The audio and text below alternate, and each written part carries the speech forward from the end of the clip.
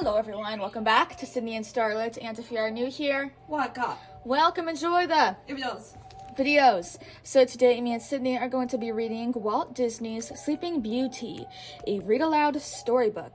So let's begin. Give me a buzz. Mickey Mouse, yes. Who's that? Oh yeah. Aurora. A princess is born. Once upon a time, there lived a kind king and gentle queen who wanted to have a child.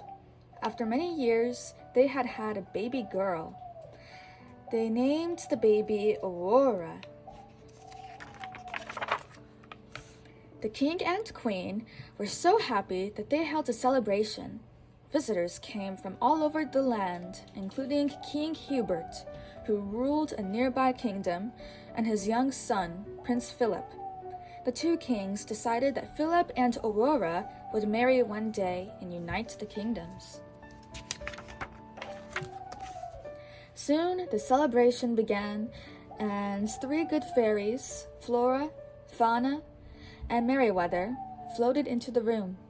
They had come to give special magical gifts to the baby princess.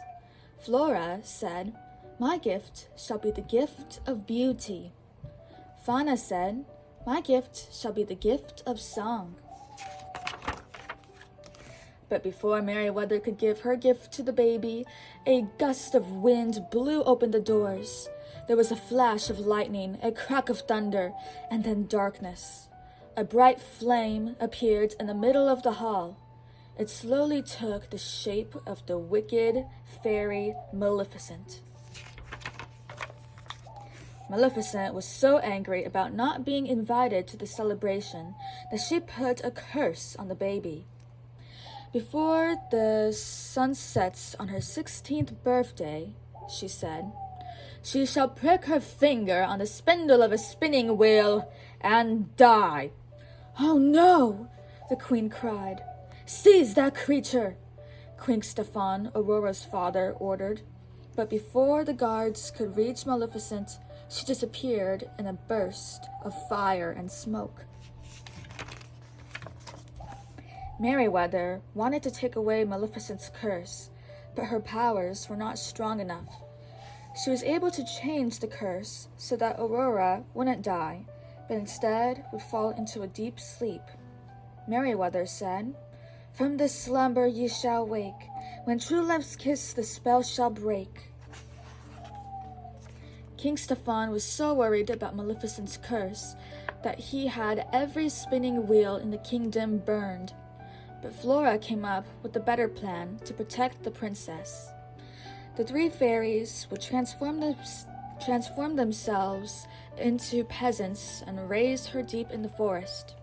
In this disguise, they would use no magic so that Maleficent would not be able to find them. Once the curse ended, they would return Aurora to the palace. The king and queen wanted to do everything they could to protect Aurora, so they agreed to Flora's plan. One night, soon after, the fairies slipped away with the baby princess. Briar Rose. Many years passed, and high on the Forbidden Mountain, Maleficent had lost her patience. It was almost Aurora's 16th birthday, and her evil helpers still hadn't found the princess. 16 years, and not a trace of her, Maleficent shouted. "Are you sure you've searched everywhere?" Maleficent's last hope of finding the princess was her raven. She ordered the blackbird to circle far and wide until it found a 16-year-old maiden with beautiful gold hair and rose-red lips. Meanwhile, Princess Aurora had grown up to be sweet and lovely. The fairies called her Briar Rose and loved her like a daughter. On her 16th birthday, they sent her into the forest to pick berries and play with the animals so that they would have enough time to prepare for her party without using magic. Briar Rose wandered along, singing singing a song to her animal friends about the true love she wished for. Nearby, a young prince heard Briar Rose's sweet singing. He asked his horse, Samson, to take him to her. Samson started galloping toward Briar Rose, but when he jumped over a log, his master fell into a creek. "No carrots for you," scolded the prince. He got up out of the water and laid his hat, cape, and boots out to dry.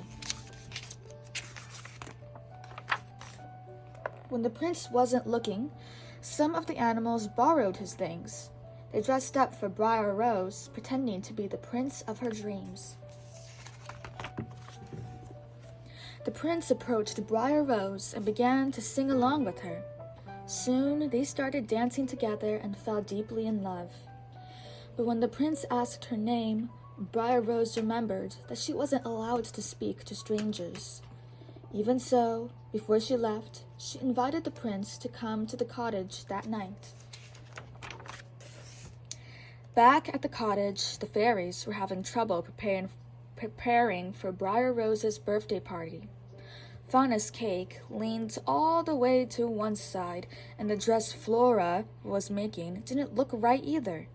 The fairies had given up using magic, but now they were desperate, so they went to the attic to find something to help them. Sure that no one would see them, the fairies made everything perfect, with a little help from their magic wands. But while Flora and Merryweather were arguing about the color of Briar Rose's dress, they accidentally let their magic escape up the chimney. Just as Maleficent's raven was flying overhead searching for Aurora, colorful sparkles from the magic wand shot out of the cottage's chimney.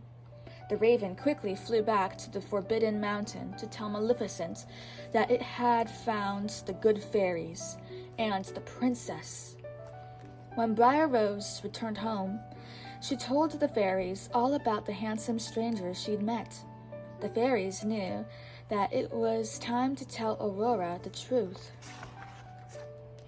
They explained to Aurora that she was a princess and was promised to marry Prince Philip. Aurora cried and cried because she thought this meant she couldn't marry the young man she had met in the forest. Little did she know the young man was Philip.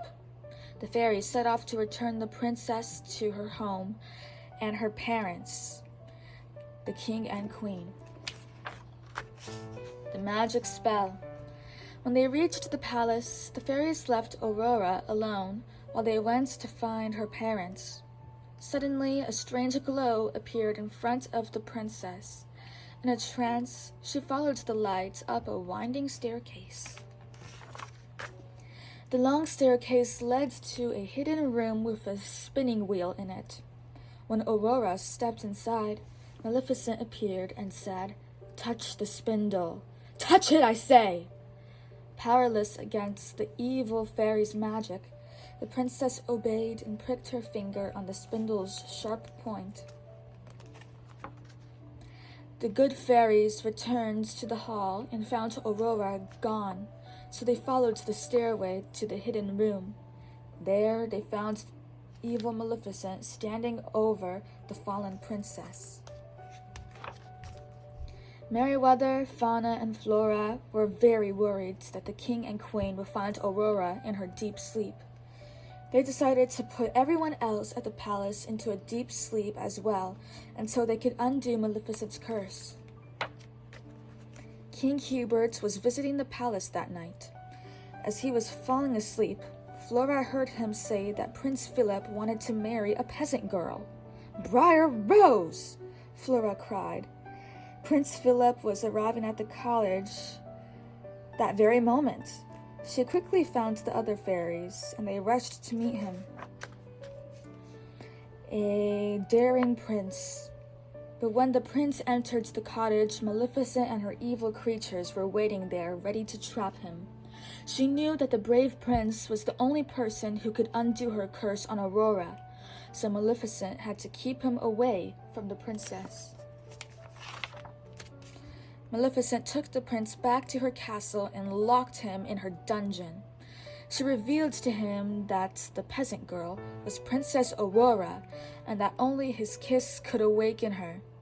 Philip knew he had to escape to save his true love. Just then, the good fairies appeared. They freed Prince Philip and gave him the magical shield of virtue and sword of truth. These weapons of righteousness will triumph over evil, they told him. As the good fairies and Philip were leaving the dungeon, Maleficent's raven spotted them. The black bird quickly told its wicked mistress that the prince had escaped. Maleficent would do anything to keep the prince away from Aurora. She put a wall of thorns around him. Using the sword of truth, Philip quickly cut a path through the branches and rode away on Samson. As the prince approached the castle's bridge, Maleficent turned herself into a terrible dragon and blasted him with red-hot flames. Philip used his shield to protect himself and Samson. The good fairies saw that Prince Philip was in danger, so they sprinkled his sword with fairy dust. Now, sword of truth, fly swift and sure, that evil die and good endure, they said. The prince threw his sword at the dragon with all his might. The beast fell back and plunged over the edge of the cliff. Prince Philip ran through the palace gates and up to where Aurora lay. He knelt beside the princess and kissed her gently on the lips. The sleeping beauty awakened and smiled at her prince. Before long, everyone else in the kingdom awoke, including King Stefan and the queen. The princess and her parents hugged joyfully, happy to be reunited at last. Soon after, Princess Aurora married Prince Philip, and they lived happily ever after. The end. So that is it for today, everyone. Really hope you all enjoyed it, and we'll see you all next time. Bye-bye. Bye-bye. Pick out your favorite page.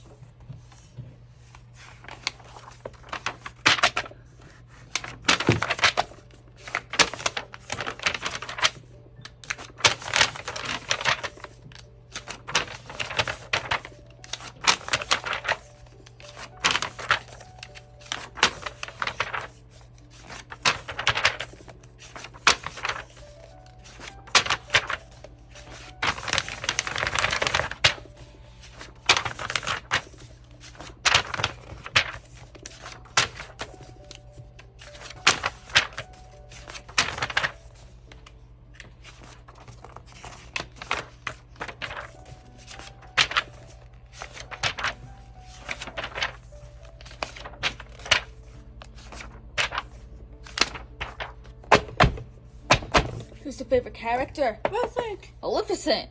Going Dark Force. Okay. Bye-bye.